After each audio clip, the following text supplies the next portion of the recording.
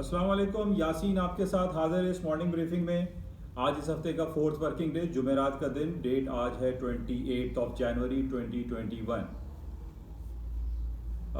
Important खबर, कल हमारे पास सबसे जो इम्पॉर्टेंट इवेंट था यूएस इकोनॉमी के हवाले से, अमेरिका का पहली एफओएमसी की मीटिंग हुई अंडर मिस्टर जो बाइडेन, जो नए प्रेसिडेंट हमारे बने। पहली मीटिंग हुई और बहुत सारे लोगों के जहनों में ये बात थी कि जनाब जो पिछली तारीख है उसमें डेमोक्रेट्स जब भी बरसर इक़्तिदार आए उसमें उन्होंने डॉलर का जो रेट है, जो इंटरेस्ट रेट है, जो शरह सूद है, वो हमेशा हाईएस्ट लेवल पर रखा है। और पिछले 10-15 साल पहले हमें मालूम है कि तकरीबन 6.5% अमेरिका का इंटरेस्ट रेट हुआ करता था और वो उसको डिक्लाइन करते करते माइनस तो नहीं, लेकिन इस वक्त अमेरिका का जो शरह सूद है, जो बैंकिंग सेक्टर्स का जो इंटरेस्ट रेट है, वो 0% पे है। लोगों के जहनों में ये था कि ट्रंप की जो लेगेसी है वो कंटिन्यू रहेगी और ट्रंप बहुत अरसे से ये चाह रहे थे कि जनाब अमेरिका का इंटरेस्ट रेट मनफी दर्जात तक चला जाए, और लोगों के अंदर ये जहन में ज़रूर था क्योंकि जो कोरोना वायरस पैंडेमिक और वैक्सीनेशन के हवाले से जो सिलसिला चल रहा है वो काफ़ी इकोनॉमी सिचुएशन जो है वो ग्रिम है। इस बेसिस पे लोगों के जहनों में ये था कि माइट पॉसिबल ट्रंप की लेगेसी को फॉरवर्ड करते हुए मनफी दर्जात में या मजीद डिक्लाइन की तरफ अमेरिका का इंटरेस्ट रेट हो जाए, और जो कल एफओएमसी में उनके अनाउंसमेंट में लोग तवक्को कर रहे थे, लेकिन ऐसा नहीं हुआ। अमेरिका ने अपना इंटरेस्ट रेट अनचेंज छोड़ा, 0 से लेके 0.25 इंटरेस्ट रेट इंटैक्ट है, जो कि पिछले कई सालों से चल रहा है। और बहरहाल अभी चूंकि कोरोना वायरस पैंडेमिक के बेसिस पे इंटरेस्ट रेट को बढ़ाने की कोई इंडिकेशन हमें नहीं मिली, लेकिन जो हमारे पास नोट्स आए, जो कमेंट्स आए लेटर ऑन एफओएमसी के रिजल्ट्स के बाद, वो भी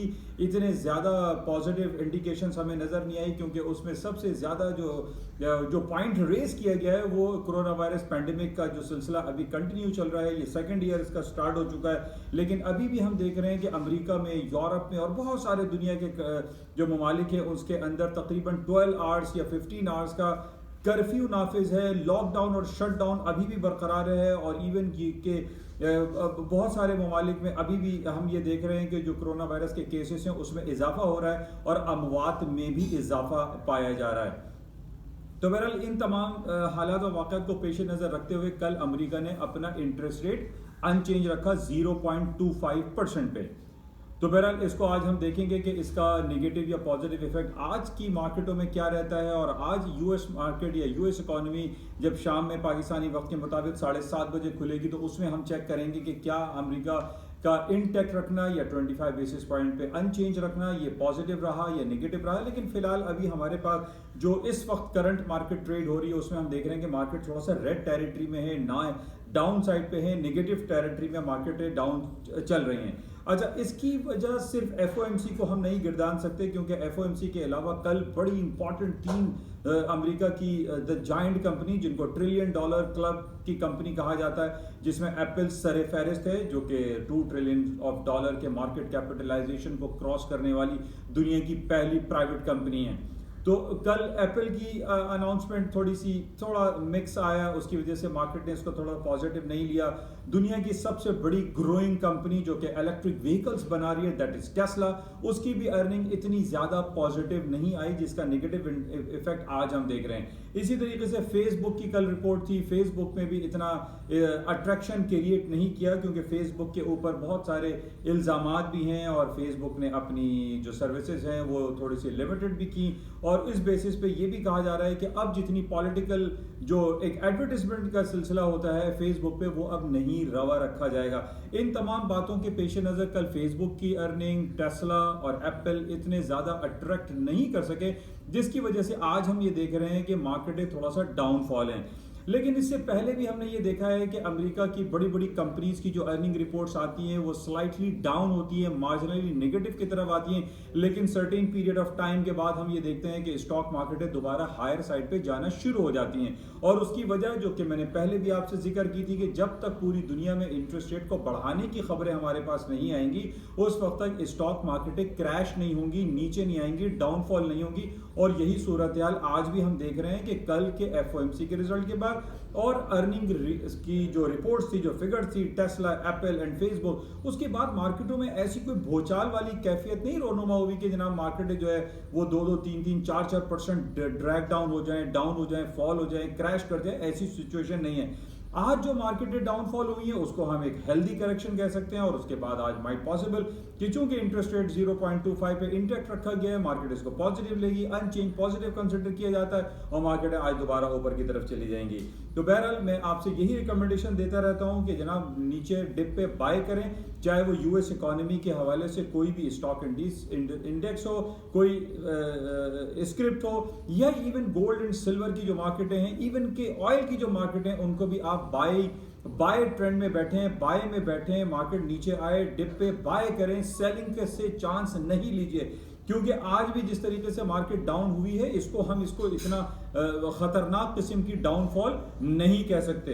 अगर अमेरिका में इंटरेस्ट रेट के बढ़ाने की खबरें आ जाएं, उसके इशारे मिलना शुरू हो जाए, या अमेरिका अपना इंटरेस्ट रेट बढ़ाना शुरू कर दे, even European central bank interest rate बढ़ाने की कोई हमें इंडिकेशन देना शुरू कर दे, या बैंक ऑफ इंग्लैंड या बैंक ऑफ जापान, कहीं पर भी हमारे पास ऐसी कोई इंडिकेशंस मौजूद नहीं है जिसकी बेसिस पे हम ये कहें कि स्टॉक मार्केटें डाउन हो जाएंगी, सोने चांदी तेल की मार्केटें क्रैश कर जाएंगी। ऐसी सिचुएशन बिल्कुल नहीं दिखाई देती। इसी का रिफ्लेक्शन हम करेंसी मार्केट में भी देख रहे हैं। Euro, sterling, Swiss franc, Japanese yen, ये तमाम करेंसी अपने हायर नोट्स पे चल रहे हैं। मार्केट में स्लाइटली थोड़ा सा एक डाउनफॉल आता है, लेकिन इसको हम एक बहुत बड़ा डाउनफॉल नहीं कह सकते।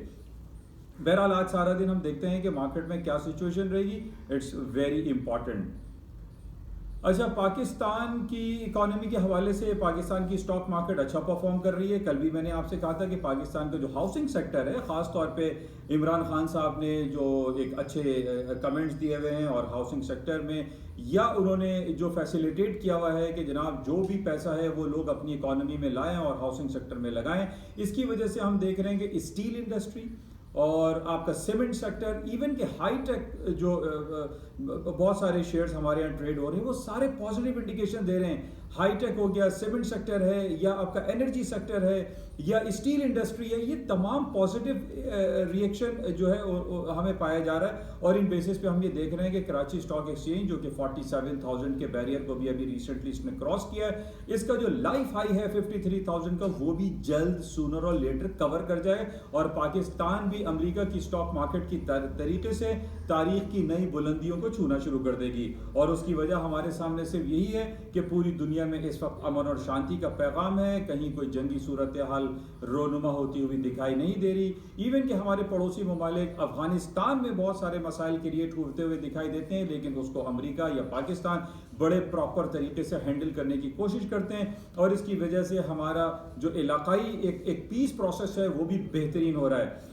इसके अलावा कल हमारे पास जो परसों हमने देखा था, डे बिफोर यस्टरडे, इंडिया में रिपब्लिकन डे सेलिब्रेट किया गया, लेकिन वो सेलिब्रेट क्या होता, वहाँ पे जो न्यू दिल्ली में हमने देखा कि बहुत ज़्यादा लोगों ने दंगे फसाद किए। जो फार्म बिल, जो किसान का एक नया बिल नरेंद्र मोदी साहब लेकर आए, उसके खिलाफ पूरी जो किसान कम्युनिटी है इंडिया की वो सरापा एहतजाज है। और इसकी वजह से हमने ये देखा जो रिपब्लिकन डे 26 जनवरी को हर साल इंडिया सेलिब्रेट करता है, वो प्रॉपर तरीके से सेलिब्रेशन नहीं हो सकी।